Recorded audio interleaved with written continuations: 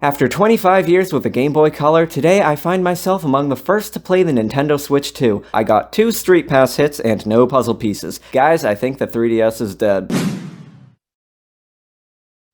I was pretty darn lucky to get into one of Nintendo's legendary PR events, so the rest of y'all come along with me for the Nintendo Switch 2 experience. I blasted off half an hour late as usual, dressed like I specialize in ground-type Pokemon and I want everyone to know. Of course, we have to start by raiding the Pokemon Center, or Nintendo World, or just Nintendo New York now. Shout out to Ryan at the Nintendo store, he was very nice. They better let you play the Switch 2. I can't believe this Pokemon hoodie was $35. I look fetch as heck.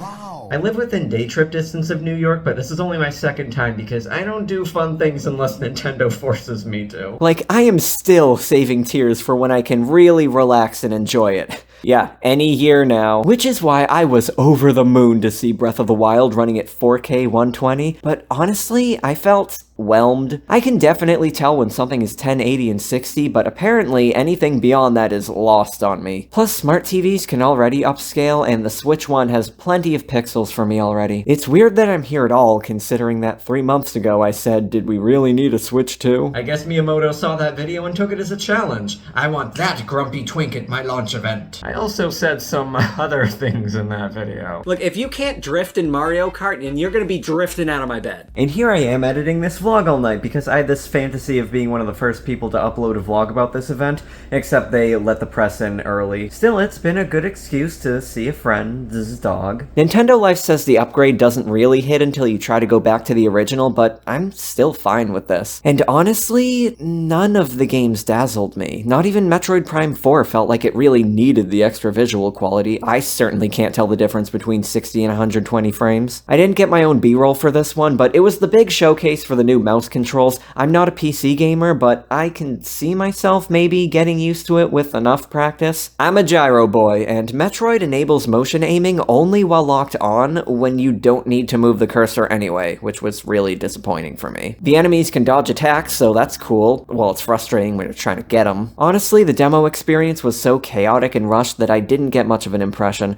The boss was boring and repetitive. It looks like one of those fancy Xbox or PlayStation games. Awesome for people who are into that, but the shiny hyperrealism doesn't do it for me personally. What did impress me was the console itself. It's heavier, but the material feels great. I felt no transfer of temperature, and the matte surface keeps it from sliding. The curve rests perfectly in my hand. Even the buttons, I can't tell you how satisfying they are. Like, they have squishy button give and clicky button presses. The analog stick is so smooth, I felt no resistance or grinding at all. Like, I had no idea that just rotating an analog stick could feel so good, but I thought the original Switch already was as good as it gets. Once you get the hang of moving the button to the side, it's like this. It comes right off. That's so satisfying.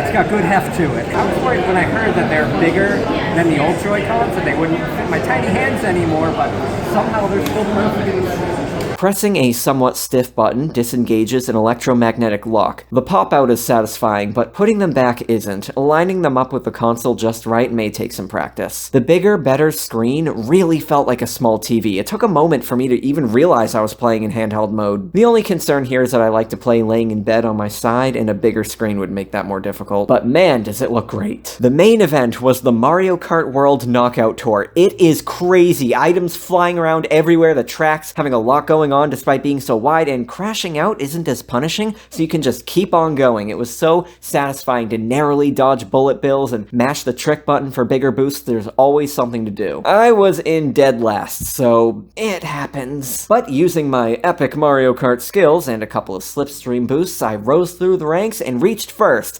Then, a blue shell. I fell all the way back to 9th, right at the 8-player cutoff, but I saved my mushroom, so I blasted past one opponent to narrowly survive. At the final turn, I was in second place. I had veered out of the way a bit so I could safely grab a double item box, triple mushroom, and golden mushroom. So in the final seconds, I mashed it, cut the corner, and in a photo finish reclaimed my throne as the Princess of Peaches. It was by far the most dramatic Mario Kart race of my life. Granted, the at-home experience probably won't include a crowd of cheering Nintendo staff to high-five as you nearly pass out on your wobbly legs.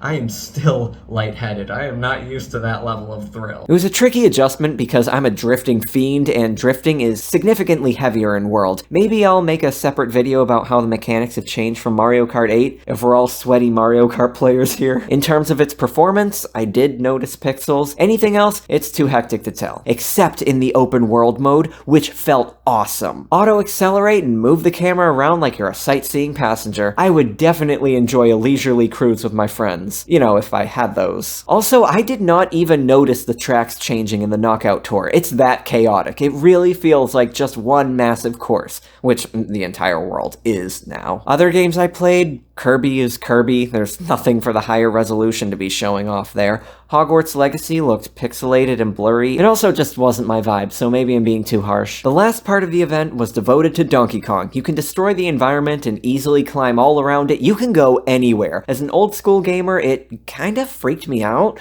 I don't know how to process this new era of game worlds without boundaries. The game's also very just destructive and violent and visually loud, which is also very much not my vibe. My vibe is never beating the bottom allegations. It's a unique experience with Nintendo charm, so if you're into chaotic, mind-numbing collectathons, Donkey Kong will definitely satisfy your lizard brain. But they made him wear pants! That's not natural! Free the Kong! So Mark, is it worth the price? Look, adjusting for inflation, sticker shock aside, the Nintendo Switch 2 is priced fairly. $70 games are fair. Where Nintendo goes wrong is the greedy nickel and diming of everything else. The tutorial is paid content. Performance upgrades are $10 per game. You're also paying for an online subscription. Mario Kart Tour is double hiked even though it was already guaranteed to be the system's most profitable game. The controller has a dedicated button that gets paywalled. A tangible reminder that Iwata's Nintendo is history. Then again, Game Freak's experiments have already proven that they can charge more for less and will still pay it. So you could argue this is the price that the market is willing to pay, and that makes it fair. After the performance upgrades failed to dazzle me, I think I'll be holding off on the Switch 2. Also because I just am different now. I'm more satisfied with replaying the expansive collection that I already have. I mean,